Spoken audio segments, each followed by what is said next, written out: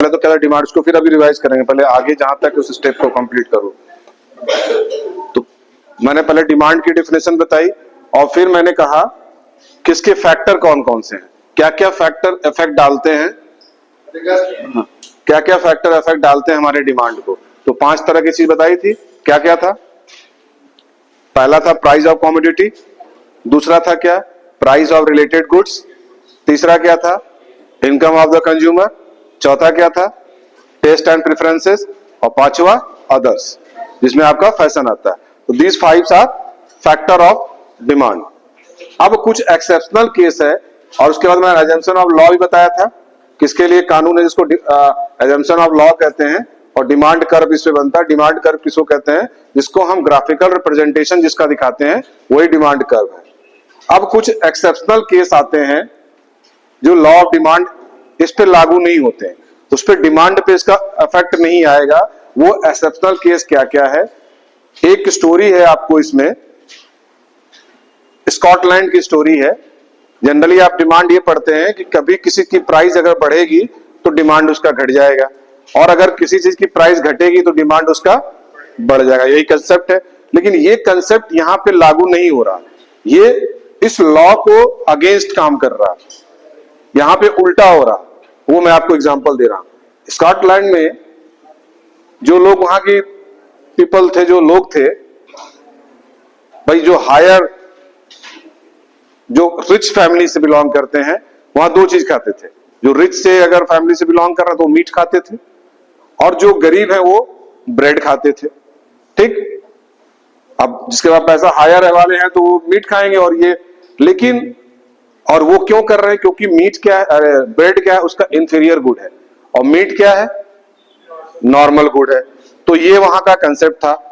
तो लेकिन जब कुछ ऐसा सिचुएशन हुआ कि ब्रेड के दाम बढ़ने लगे, तो ब्रेड का दाम अगर बढ़ेगा तो नियमतः क्या होना चाहिए, उसकी मांग कम होनी चाहिए। लेकिन यहां पे क्या हो रहा था कि उसकी डिमांड बढ़ती जा रही, डिमांड उसकी कम नहीं हो रही, प्राइस बढ़ने के बाद भी। इस चीज को एक व्यक्ति ने ऑब्जर्व किया जिसका नाम था सर रॉबर्ट गिफेन। इन्हीं के नाम से ये गुड का नाम पड़ गया गिफेन गुड्स। ये बात समझ में आ गई? इन्होंने देखा कि अगर कोई वस्तु का दाम बढ़ रहा है फिर भी उसकी डिमांड बढ़ रही है।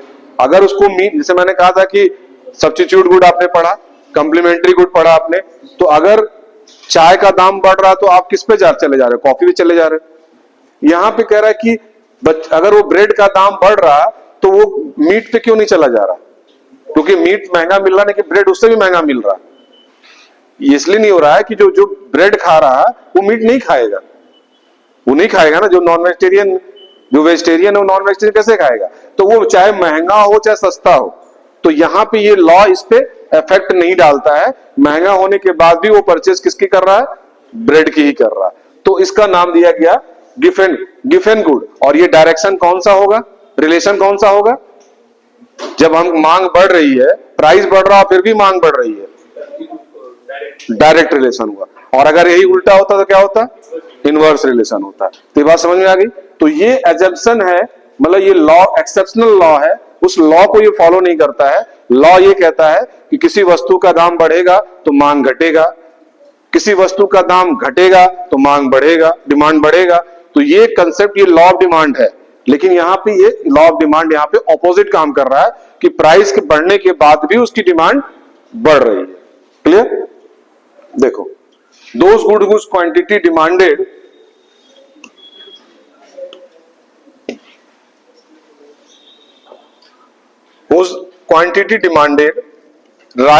rises with rise in price और वाइस वर्सा। एग्जाम्पल में मीट और ब्रेड, ये एग्जाम्पल देना नहीं है, ये आपको याद कराने के लिए कि ये एक्सेप्शनल केस भी है कि अगर कोई चीज है जिसके जो मेरे लिए चाहे महंगा हो या सस्ता हो, हम उसके साथ दूसरे चीज पे कन्वर्ट नहीं कर सकते। अगर वो नॉन वेजिटेरियन व्यक्ति है तो नॉन वेजिटेरियन नहीं खाने जाएगा ना, चाहे कितना भी कुछ ही महंगा हो जाए। एक मिनट के लिए नॉन वेजिटेरियन खा सकता है, लेकिन जो वेजिटेरियन है वो नॉन वेजिटेरियन कैसे कन्वर्ट होगा? तो वो महंगा हो या सस्ता हो फिर भी वो उसको खरीदेगा। दूसरा एक्सेप्शनल जो लॉ है कॉन्स्पिशियस गुड है, जिसको हम एक वर्बेलिन गुड भी कहते हैं। अब इसमें क्या है, जैसे मान लो कहते हैं कि किसी चीज का दाम बढ़ जाएगा तो उसकी मांग घट जाएगी, यही है। अब डायमंड का अगर दाम बढ़ गया लेकिन यहां पे इसकी मांग फिर भी बढ़ रही है, अब धीरू भाई अंबानी या नीता अंबानी उनकी वाइफ है, और अगर दाम बढ़ गया तो भी वो परचेस करेंगी। क्यों करेंगी? क्योंकि उनका स्टेटस सिंबल है। जो जितनी चीज महंगी होगी वो अगर अमीर आदमी खरीदेगा तो उसका स्टेटस सिंबल जो है और हाई होगा। उसको इससे फर्क नहीं पड़ता है कि दाम बढ़ गया तो हम नहीं खरीदेंगे, क्योंकि उसके पास पैसा है। तो यहां पे लॉ फॉलो कर रहा है? नहीं कर रहा। ये एक्सेप्शनल केस है कि अगर कोई ऐसी चीज है, उसको कहते हैं सोशल स्टेटस सिंबल।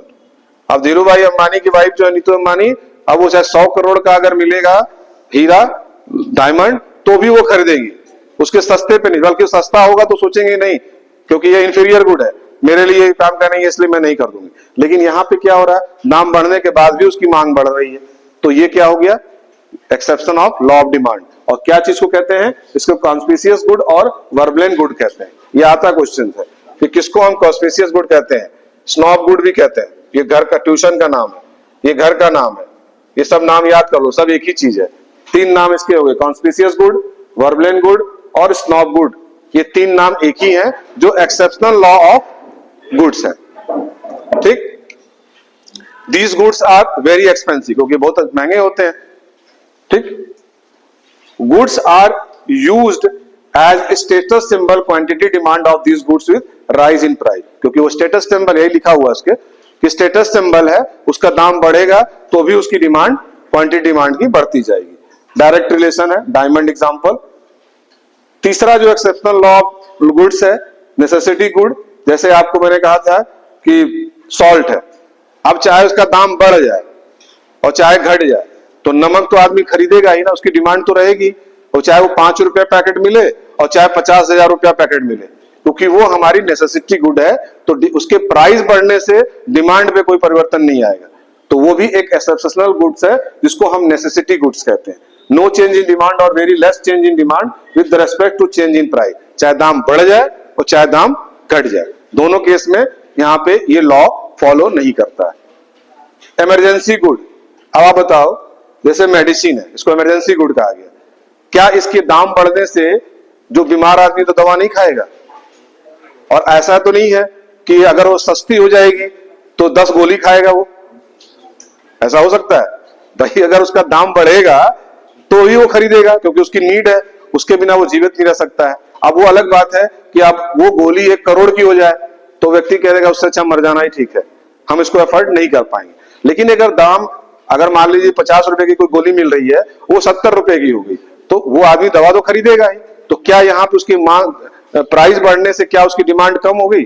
प्राइस बढ़ने से उसकी डिमांड उतनी ही है। और अगर वो सस्ती हो गई, वो 10 रुपए की, 1 रुपए की गोली मिल रही है, एक गोली 10 रुपए में 10 पैकेट मिल रहा है, तो क्या ऐसा है कि वो 20 गोली खाने लगेगा? नहीं करेगा, उसकी जितनी नीड है उतना ही करेगा। तो यहां भी एक्सेप्शनल लॉ है, इस पे लागू नहीं करता है प्राइस और डिमांड पे। क्लियर? 5वां है फ्यूचर एक्सपेक्टेशन। सबसे बड़ा एग्जांपल है आपका लैंड और गोल्ड। आप देखो सोना का दाम बढ़ता जा रहा है, जमीन की दाम बढ़ती जा रही है, तो क्या इसकी परचेसिंग कम हो रही है? भाई जमीन आपने अगर आज लिया तो कल जमीन उसकी दाम, उसकी और डिमांड बढ़ जा रही, मतलब प्राइस बढ़ता ही जा रहा है। जहां 1,000 रुपया स्क्वायर फीट था वो वहां पे 10,000 रुपया स्क्वायर फीट जमीन मिल रही है, तो क्या कर रहे हैं लोग? और खरीद रहे हैं। तो यहाँ पे कहां लागू हो रहा है? दाम बढ़ रहा है फिर भी लोग परचेस कर रहे हैं। तो इसको हम फ्यूचर प्लानिंग कहते हैं, फ्यूचर एक्सपेक्टेशन, कि अगर हम गोल्ड लेंगे तो आज अगर गोल्ड 1 लाख रुपए का है तो कल गोल्ड इसकी कीमत हो जाएगी 2 लाख रुपया। फ्यूचर इसको एक प्लानिंग है। अगर हम जमीन आज खरीद रहे हैं 10,000 रुपया स्क्वायर फीट लेंगे तो कल ये 1 करोड़ की जमीन बिकेगी। तो ये भी यहाँ पे उस प्राइस और डिमांड की पॉलिसी यहाँ पे लागू नहीं होती है। क्लियर? देखो, in large quantity even if their prices are rising, example land and gold, ये देखो बढ़ता जा रहा, प्राइस बढ़ा, गोल्ड भी बढ़ रहा, इधर भी बढ़ रहा। इतनी बात समझ में आ गई? चलो आप देखो चेंज कहां पे हो रहा है। एक तो क्वांटिटी डिमांड पे चेंज हो रहा है, एक चेंज इन डिमांड में हो रहा है। दो ही चीज हो रहा है ना, एक तो हमारी क्वांटिटी में चेंजेस आ रहे हैं और दूसरा हमारी डिमांड में चेंज आ रहा है। क्वांटिटी की बात करें तो पहला इसका देखो point, it occurs due to change in price of the commodity. Quantity में कब चेंज आ रहा है? जब प्राइस में कोई चेंजेस आ रहा है। अगर सब मांग अगर उसकी कीमत बढ़ रही है तो डिमांड क्वांटिटी आप कम खरीदेंगे, और अगर कीमत सस्ती होगी तो क्वांटिटी आप ज्यादा खरीदेंगे। तो पहला तो ये होगा। डिमांड में क्या हो रहा है, it occurs due to change in factor other than price. मैंने उसे कहा था ना कि 4 लोगों को छोड़ दीजिए, केवल पापा ही उसको कर सकते हैं, तो वो फैक्टर है, तो वो चेंज इन डिमांड, वो कह रहा है कि it occurs due to change in factor other than price of the commodity. ठीक, अब अगर हम चेंज इन क्वांटिटी डिमांड की बात करें तो उसमें 2 तरह की चेंजेस आ रहे हैं, जिसको एक पहला वो कहते हैं एक्सपेंशन और दूसरा वो कहते हैं कंट्रैक्शन। और इसमें इसके 2 टाइप्स ऑफ डिमांड में जो होंगे, इंक्रीज इन डिमांड और डिक्रीज इन डिमांड। डिमांड क्यों बढ़ रहा है और डिमांड क्यों घट रहा है, ये 2 रीजन आपके क्वांटिटी इसमें डिमांड में पढ़ेंगे, चेंजेस इन डिमांड, और 2 चीजें आप पढ़ेंगे, क्वांटिटी डिमांड में चेंजेस जो रहा, बढ़ रहा यानी एक्सपेंशन, और कंट्रैक्शन मींस घट रहा। अब ये दोनों को देखो, एक्सपेंशन में क्या हो रहा, एक्सपेंशन इन डिमांड, पहले फिगर को देखो, इसके बाद इसको एक्सप्लेन करना। नंबर आपको जब मिलेगा तो तीनों चीजें आप लिखेंगे तभी होगा, फिगर, आपका एक्सप्लेनेशन और शेड्यूल, ये 3 चीज होगा तो आप यू गेट फुल मार्क्स। देखो ये कह रहा, ये Q0 क्या है, एक्स एक्सिस पे क्या डिनोट कर रहे हैं, क्वांटिटी, और वाई एक्सिस पे प्राइस। ये 2 चीज क्लियर है, ये सीधे सीधे करना। पहला बनाने के बाद इस चीज को लिखना कि ये क्वांटिटी है और ये प्राइस है। पहले प्राइस हमारा कितना था, P1 यानी कि 10 रुपया था, तो हमारी क्वांटिटी कितनी थी, ये देखो P0 था, क्वांटिटी हमारी ये थी भाई, प्राइस हमारा 15 रुपया था, तो हमारी क्वांटिटी थी 100 यूनिट, हम 15 रुपया में 100 यूनिट खरीद पा रहे थे। लेकिन जब हम प्राइस जब कम हुआ 10 रुपया, जब प्राइस घटा तो क्वांटिटी हमारी बढ़ गई, अब हम 100 यूनिट से 130 यूनिट खरीद रहे हैं।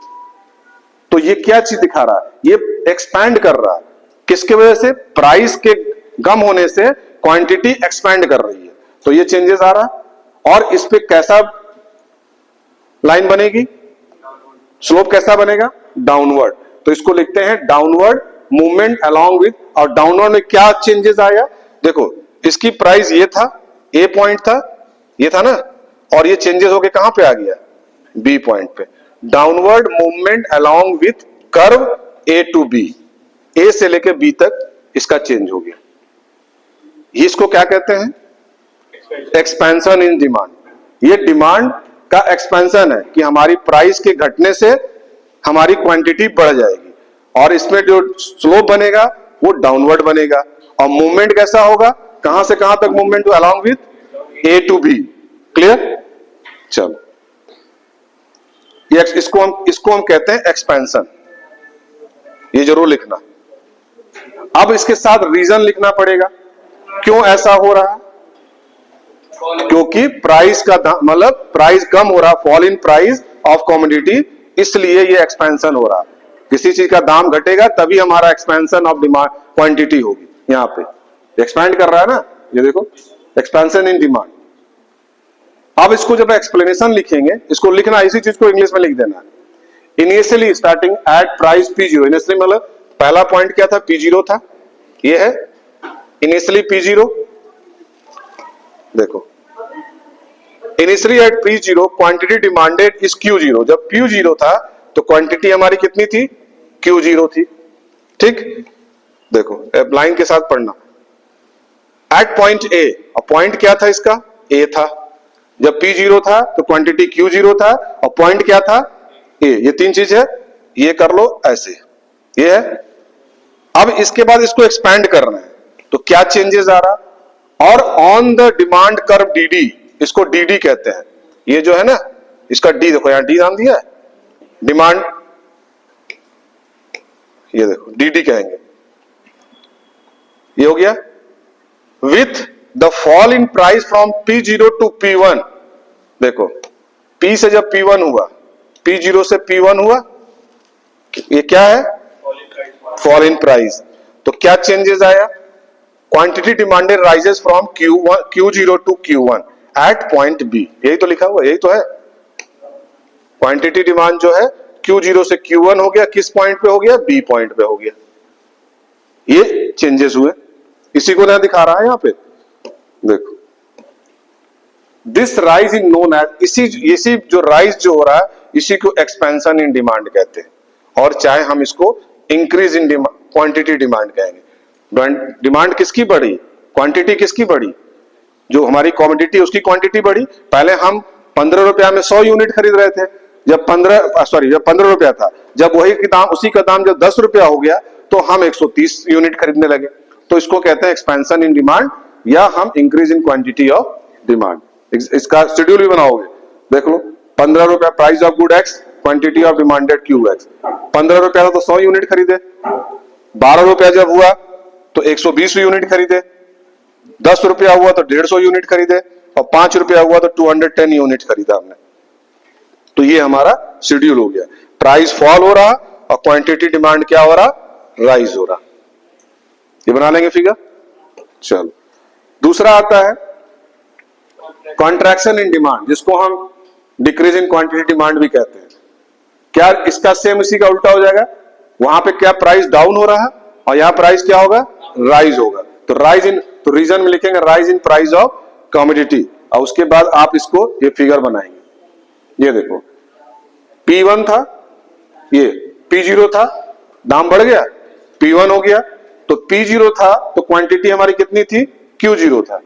प्राइस हमारा जब कम था तो Q0 था, और किस पॉइंट पे था, A पे था, ठीक। और जब हमारी प्राइस बढ़ गई तो हमारा दूसरा क्वांटिटी डिमांड क्या बना, Q1 बना, यानी ये घट गया ना। और किस पॉइंट पे बना, B पॉइंट पे बना। समझ में आ रहा। तो ये क्वांटिटी कम हो रही, जब पैसा, जब दाम बढ़ गया तो हम कम चीजें खरीदेंगे। तो इसी को कह रहा है कि अगर हम Q0 से Q1 पे आ गए तो Q0 पे थे तो हम A पॉइंट पे थे, और जब हम Q0 पे आ गए तो हम B पॉइंट पे चले गए, ठीक। और ये हमारा DD है। से 50 यूनिट्स, 100 यूनिट्स था, 50 यूनिट हो गया, तो ये आपका कॉन्ट्रैक्शन हो गया। कम होना मतलब कॉन्ट्रैक्शन, और बढ़ना एक्सपेंशन। इतनी बात, इसी का एक्सप्लेनेशन इसी तरह लिख लोगे, सेम चीज है। देखो initially at price P0 quantity demanded is Q0 at point of A on the demand curve DD, with the rise in the price from P0 to P1, quantity demanded fall from Q0 to Q1 at point B on the same demand curve. DD अलग नहीं बनेगा, उसी DD पे। This fall is known as contraction in demand. इसका schedule देखो, देखो 5 रुपया जब था तो 100 यूनिट खरीद रहे थे, 8 रुपया जब हुआ तो 90 यूनिट पे आ गए, 10 रुपया जब हुआ तो 70 यूनिट पे आ गए, और जब 15 रुपया कीमत हो गई तो 30 यूनिट्स खरीद पा रहे। तो ये क्या हो रहा, प्राइस राइज हो रहा तो क्वांटिटी हमारी डाउन हो रही, ठीक। अब चलो, अब इसमें एक प्रश्न आता है कि डिमांड हमारा बढ़ता क्यों है। देखो यहां पे एक चीज है ना, प्राइस में कोई चेंजेस नहीं आ रहा, दाम नहीं बढ़ रहा, लेकिन हमारी डिमांड शिफ्ट हो रही, बढ़ रहा या घट रहा किसी और कारणवश से, ठीक। अब देखना, पहले इसको समझो। ये पहले हमारा डिमांड ये था, ये बना था P1 और Q0, लेकिन दूसरा DD हमारा D1 बन रहा है। प्राइस ना बढ़ने के बावजूद हमारी डिमांड बढ़ रही है किसी कारणवश से। तो वो कारणवश क्या है, क्या रीजन है कि फिर भी हमारी डिमांड बढ़ रही है। तो देखो reason, rise in price of substitute good. अब मान लो कि बाइक अगर महंगी हो गई तो लोग किसको खरीदेंगे, कार खरीदेंगे। तो यहां पे प्राइस इसका नहीं बढ़ रहा ना, सब्स्टिट्यूट गुड का बढ़ रहा। तो rise in price of substitute good, अगर सब्स्टिट्यूट गुड बाइक की अगर महंगी हो गई तो कार की तरफ बढ़ेंगे लोग, तो डिमांड तो कार की बढ़ने लगी ना, प्राइस तो कार का नहीं बढ़ा। कार प्राइस किसका बढ़ रहा, बाइक का बढ़ रहा, लेकिन डिमांड किसकी बढ़ रही है, कार की बढ़ रही है। तो ये रीजन है कि प्राइस के, कार की प्राइस ना बढ़ने के बावजूद उसकी डिमांड हो रही है, तो उसको क्या कहेंगे, increase in demand without changes in price of substitute good. Car substitute good था। Fall in price of complementary good. अब अगर कंप्लीमेंट्री गुड में अगर कोई गिरावट आ जाए तो भी डिमांड बढ़ेगा किसी कारणवश से, तो भी डिमांड आपकी बढ़ेगी, प्राइस में कोई चेंजेस नहीं आ रहा, ठीक है। Increase in income normal goods. अब डिमांड जनरली आपने क्या पढ़ा कि अगर इनकम हमारी बढ़ेगी तो क्या होगा, नॉर्मल गुड से अगर हमारी इनकम बढ़ेगी तो हम इंफीरियर से नॉर्मल गुड में आ जाएंगे, ये था। लेकिन यहां करा increase in income normal good, तो इंफीरियर गुड पे तो कोई चीजें नहीं हो रही है, डिमांड फिर भी उसकी हो रही है, तो एक रीजन ये होगा। तीसरा, decrease in income inferior good, अगर इनकम बढ़ने से मतलब घटने से क्या इंफीरियर गुड पे कोई वो आएगा? नॉर्मल गुड पे वो नॉर्मल गुड की डिमांड नहीं करेगा ना, वो तो इंफीरियर गुड पे आएगा। तो ये भी एक रीजन होगा जिसके वजह से हमारी डिमांड बढ़ेगी।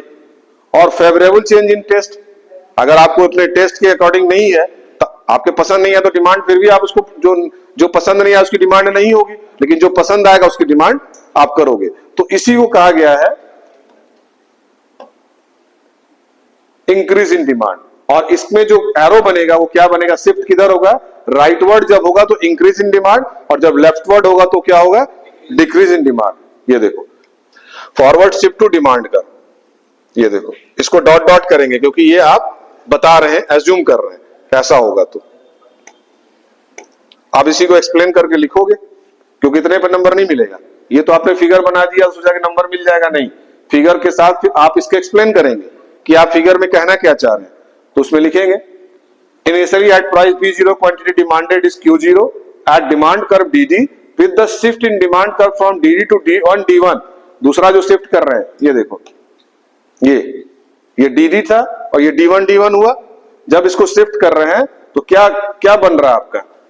Demand increase from Q to Q1 with no change in price, price में कोई चेंज नहीं आ रहा। The shift from DD to D, फिर भी हमारा D1 D1 एक नया DD बन रहा, is known as rightward shift in demand curve.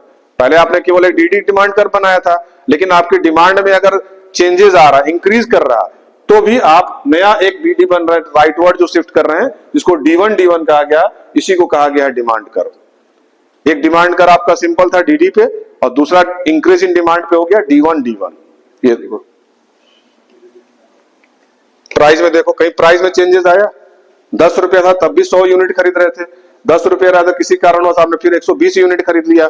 10 रुपया दाम वही था, लेकिन आपने 150 यूनिट आप खरीद रहे हैं, डिमांड आपकी है, 10 रुपया था 200 यूनिट हो गए। तो ये क्वांटिटी ऑफ गुड, और यहाँ पे प्राइस है द सेम। डिक्रीज करेंगे तो ठीक इसका उल्टा हो जाएगा, बात समझ रहे हो ना? तो ये देखो, fall in price of substitute good, rise in price of complementary good, decrease in income of normal good, increase in income inferior good, और अनफेवरेबल चेंज इन टेस्ट। इसका भी इसी तरह लेफ्टवर्ड बनेगा। ये देखो, P0 है, Q1 हो गया, ये अंदर की तरफ आ गया, इसको कह देंगे decrease quantity of good X। इसका एक्सप्लेनेशन कर दिया। Initially at the price of P0 quantity demanded is at Q0 at demand curve DD with the shift in demand curve from DD to D1 D1, demand decreases from Q0 to Q1 with no change in price. This shift from DD to D1 D1 is known as leftward shift in demand curve. ये देखो, price में कोई changes नहीं आ रहा, लेकिन किसी कारण वैसे 100 यूनिट पहले पे ले रहे थे, बस C ले रहे हो, फिर 70 फिर 40, तो ये आपकी डिमांड क्या हो रही है? डिक्रीज हो रही है। समझा है? अब एक क्वेश्चन आता है, इसको ध्यान से पढ़ना, ये स्टेटमेंट क्वेश्चन है। Rise in income of the consumer will always increase the demand of A commodity. इस पे आपको आप डिफेंड करते हैं कि आप इसको रिफ्यूट करते हैं? पहले समझना क्वेश्चन को, कि rise in income of the consumer will always, अगर क्या इनकम कंज्यूमर की बढ़ेगी तो क्या डिमांड हमेशा बढ़ेगा? आप इस स्टेटमेंट को रिफ्यूट करते हैं कि रिव्यूट करते हैं? रिफ्यूट। क्यों? सर ये जरूरी थोड़ा ना कि अगर मतलब एक कंज्यूमर की इनकम बढ़ रही है तो डिमांड बढ़ेगी। हाँ, ये सही बात है। जैसे देखो, अब जैसे अगर मैं नमक की बात करूंगा, नेसेसिटी गुड में कोई चेंज हो रहा है? आपकी इनकम चाहे 1 करोड़ हो जाए, तो ऐसा तो नहीं कि आप एक बोरा नमक खाने लगेंगे, खाओगे। और अब आपकी इनकम 0 थी, या मान लीजिए आपकी इनकम 500 रुपया थी, तो आप उस समय नमक आप खाते ही नहीं थे, तो ये उस पे ये लागू नहीं होगा ना। तो इस पे आप ऐसे आंसर लिखेंगे कि I refute the given statement, the above statement hold true only in case of normal good. Normal good पे तो होगा, but in case of inferior good the demand fall with rise in income, and in case of necessity good the demand does not change with rise in income. अब जैसे मान लो necessity good क्या था आपका, salt था, ठीक। अब अगर हम कहेंगे मेडिसिन की बात करें, इमरजेंसी गुड, तो अगर आपका क्या इनकम बढ़ जाएगी तो क्या आप 50 गोली खाने लगोगे? नहीं करोगे ना। तो ये क्या इस पे लागू होगा? नहीं होगा। तो इसलिए इसको लिखेंगे क्या कि नॉर्मल गुड पे तो ठीक है, लेकिन वो कह रहा है क्या डिमांड हमेशा बढ़ेगा? तो नॉर्मल गुड में तो ठीक है, लेकिन इंफीरियर गुड पे ये लागू नहीं होगा, नेसेसिटी गुड पे लागू नहीं होगा, इमरजेंसी गुड्स पे लागू नहीं होगा। क्लियर? कंक्लूजन यही निकला कि we can conclude that a rise in income will not always increase the demand of commodity. Clear? दूसरा क्वेश्चन इसमें आता है, distinguish between increase in demand, increase in quantity demanded. तो आप इसको इस तरह से लिखेंगे, 5 रीजन आप उसका लिखेंगे, प्राइस, इनकम और टेस्ट। इसके प्राइस उसमें कोई चेंजेस नहीं आया, प्राइस पे नो चेंजेस आ रहा, और इधर जो फॉल हो रहा है other factor no than price changes. इसका डायग्राम बनाएंगे जो भी ऊपर बनाया था, सीधे सीधे शेड्यूल बनाएंगे, तब आपको नंबर मिलेगा। ठीक। दूसरा क्वेश्चन आता है, explain the causes for rightward shift in demand. क्या अभी बताया मैंने कि हमारा कैसे क्यों बढ़ रहा है, उसका रीजन लिखेंगे, 5 रीजन लिखेंगे और डायग्राम बनाएंगे। ठीक। फिर आता है, explain the effect of the following on the demand curve. 1 number का भी आता है, 3 नंबर के भी क्वेश्चन आते हैं, 4 की भी, 6 की भी। जैसा आएगा उस तरह से आप एग्जाम्पल के साथ आंसर देंगे। पहला क्या है, effect of following on the demand curve. क्या इफेक्ट डालता है? इंक्रीज इन इनकम किस पे क्या शिफ्ट होगा? नॉर्मल गुड पे राइटवर्ड शिफ्ट होगा। फेवरेबल चेंज इन टेस्ट तो राइटवर्ड शिफ्ट होगा। Rise in price of complementary good तो लेफ्टवर्ड शिफ्ट होगा। ये इतनी चीजें आप लिखेंगे, और rise in price of good contraction होगा, और rise in price of substitute good तो राइटवर्ड शिफ्ट होगा। इतनी चीजें आप लिखेंगे, तब आपको ये पूरे नंबर, 6 नंबर का होगा तो ये पूरा लिखेंगे। जैसा क्वेश्चन पूछेगा, 1 नंबर का है तो आप केवल एक्सप्लेन कर देंगे कि इस वजह से वो राइज करता है, उसके इंक्रीज होता है, और नहीं तो डिक्रीज होता है। 3 नंबर का पूछेगा तो 3 नंबर के रूप में देंगे। ये सारी चीजें, इसमें किसी को कोई डाउट? कल जो आपका टेस्ट होगा, पहले तो 1 घंटा आपका पूरी रिवाइज होगी जितना पढ़ाया, उसके बाद आपको हम बुकलेट देंगे उसके सॉल्व करने के लिए कि आप इसको सॉल्व करेंगे।